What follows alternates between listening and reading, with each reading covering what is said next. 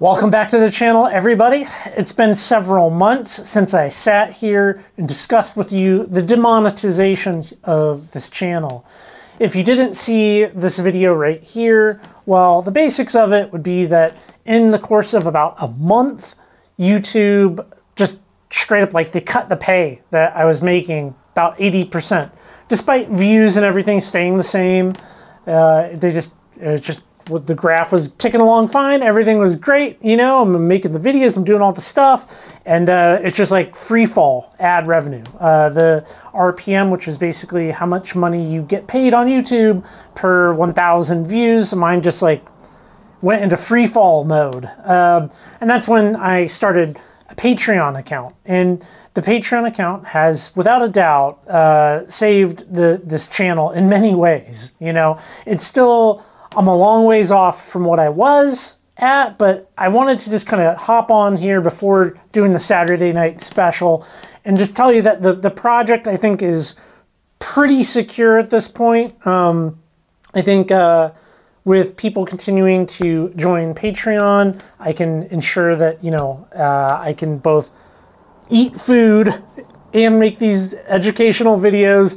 and maintain the website and do all of those things. So for the time being, I'm kind of saying I'm a little out of the woods, on it. I have some other things in the works, but Patreon has allowed me to avoid, you know, making this channel just ad reads and just stuff like that, and not sharing the things that I want to share, which is interesting rockhounding localities, cool lapidary stuff, and just the world of mineralogy, which that's what I think the channel should be focused on, or most channels should be focused on, as opposed to buy this product, here's a ad for a VPN. I'm not doing that, and it's all because of the support. For those of you who weren't able to head over to Patreon and just have shared my videos and all of that stuff and helped out and even just said nice things, I really do appreciate the support more than I can really describe. So with that said, okay, let's head over here and have a very normal Saturday night special. It's that time again. It's time for another Saturday night special where we talk about everything rockhounding related. Man, let's just hop right into it, I guess. Let's talk about the current progression on the arbor. Now, if you watched the last Saturday night special, I talked about the arbor that I I purchased at the Spokane Rock Rollers tailgate sale, and it is this guy right here, which is the Lure-Tone NS8. I have some 8-inch wheels on it. I fully took it apart, cleaned everything, purchased some new bearings, and now we are, well, we're kind of good to go here. We're not really tight on anything. This is just kind of a mock-up. You can see I still have more to do. There is a spacer here, which it only came with the one, so I need to make another spacer, and currently we're good. You know, probably do some more design of the housing, but overall, let's see if I can get these off. Overall, I'm very happy having this project kind of going here, and I think it will turn out quite nicely. There is one thing with the bearings. Now, I showed on the last Saturday night special, I showed the bearings that this thing had in it, and a number of people were not very kind, to put it nicely, I guess, about the fact that they believed that the bearings were concentric bearings that are designed to take up the errors in the casting of it, and that is actually not the case. So I've fully measured this housing. I've done research into, well, just a lot of different aspects of these arbors. I have regular, straight, nice, new, normal bearings. I've ran mics on this, you know, my dial indicator, all kinds of stuff, and it is running flawlessly. Now, I have another arbor just like this, which I have regular bearings in, and there's no issues whatsoever. So, yeah, you know, you can put just normal bearings in these, and it will turn butter smooth, and I'm perfectly good. So I still have to manufacture one of these guys, which that is the spacer that goes up against that snap ring right there. If it'll focus, yeah, there's the snap ring. So I still need to make one of those, which that shouldn't be too much of a problem. I can just whip that out, go get some aluminum, and we'll get that guy all made up, and I can be one step closer to making this project come to fruition. So get that going. I do need to, this is going to make me crazy. So the left-hand threaded nut on the left here has these notches. I might have to get a thinner one just like this and notch it, because there's two different thicknesses of nuts, even though I may not see them, will probably make me absolutely crazy. So it needs to be even, needs to be right. at least on my machines, it needs to be symmetrical. We have done a number of videos and hit a number of locations out on the west side of Washington State, and we have had some good finds. So if you didn't catch the Hansen Creek road cut video, are we gonna focus?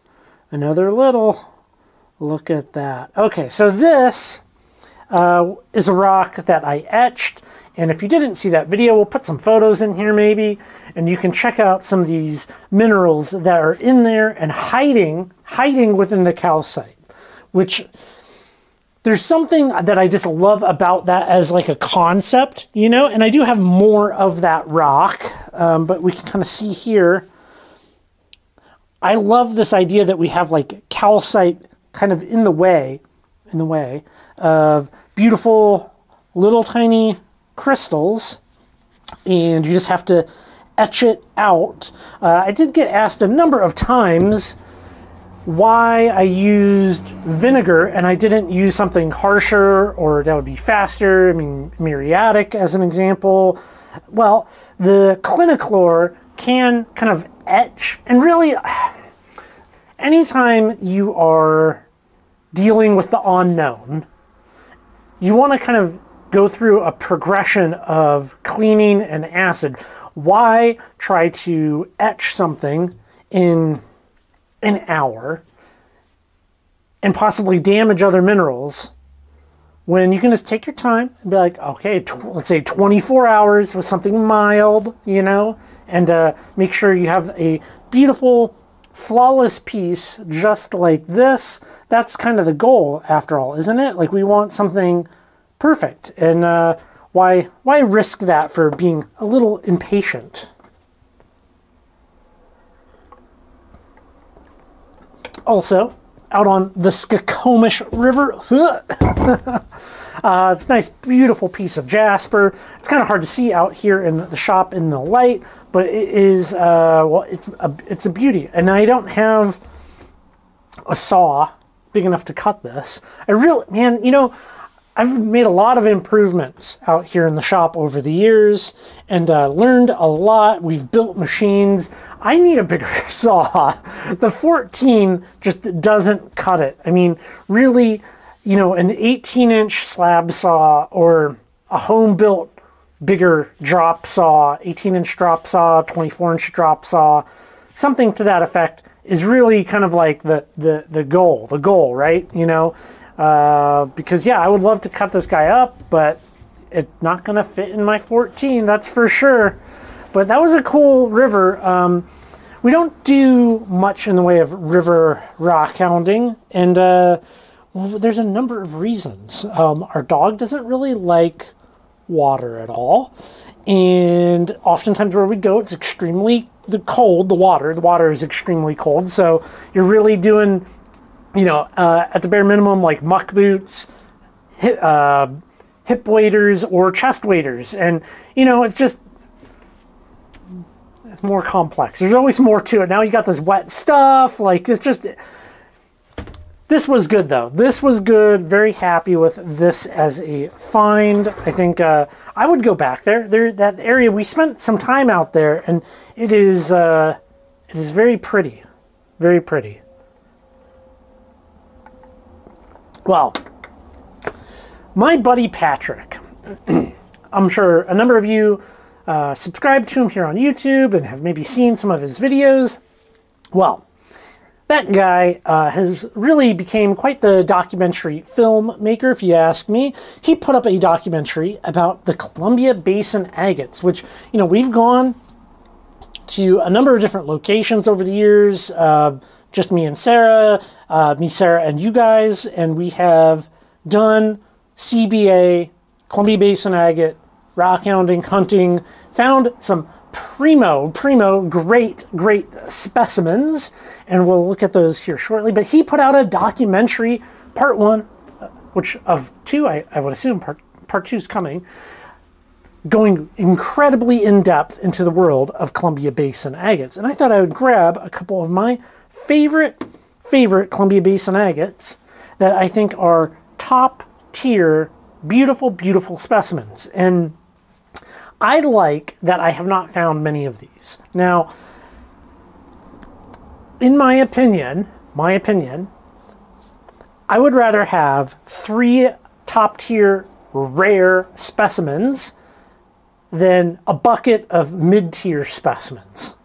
I like that CBAs are incredibly hard to find, and when you find them, sometimes you just aren't getting something really good. So let's look at 3 really good CBAs, and these are 3 that I have found. Look at that. How nice is that? I think this is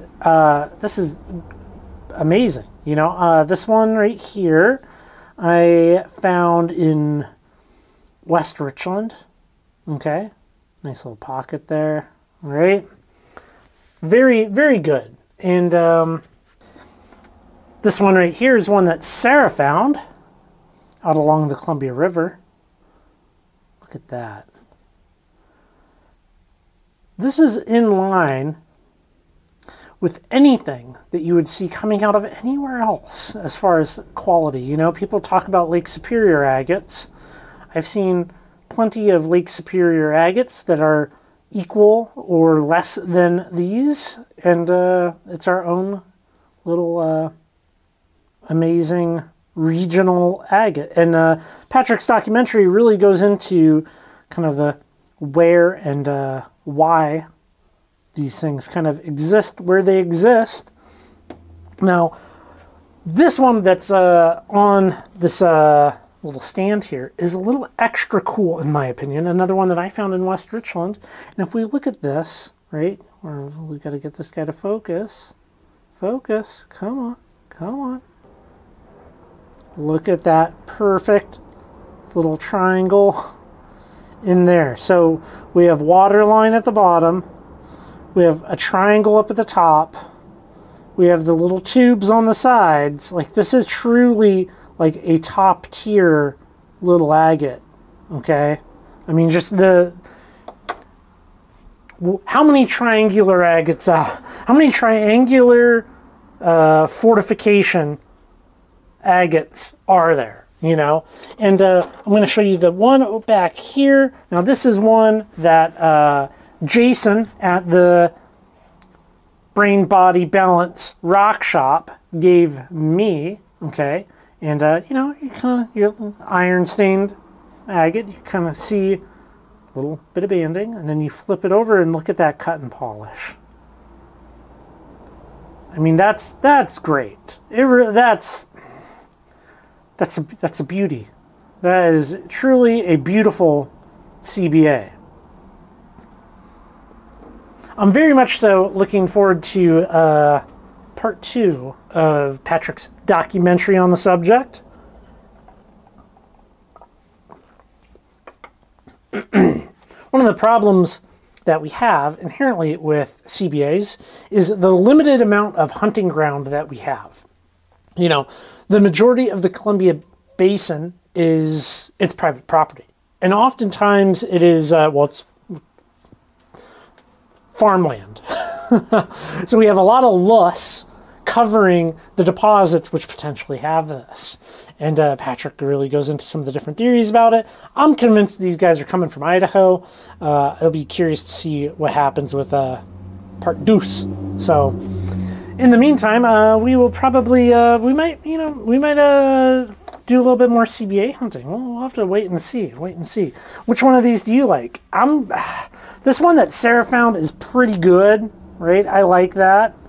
You know, mostly the backside of it, like, is pretty cool. But the triangle, my little triangle guy. The little triangle one, I like this one. I like this one a lot. Well, CBAs, an arbor, micro minerals, big piece of jasper. Things have been good lately. I appreciate you guys. Thanks for coming by, hanging out with me in the shop this evening on this episode of the Saturday Night Special. And with that said, we will leave this one here. Please, if you want to support this project, go check out Patreon. There will be a link down below to it. And I will catch you on the next video. There might be some river action happening in the next one, so stay tuned for that.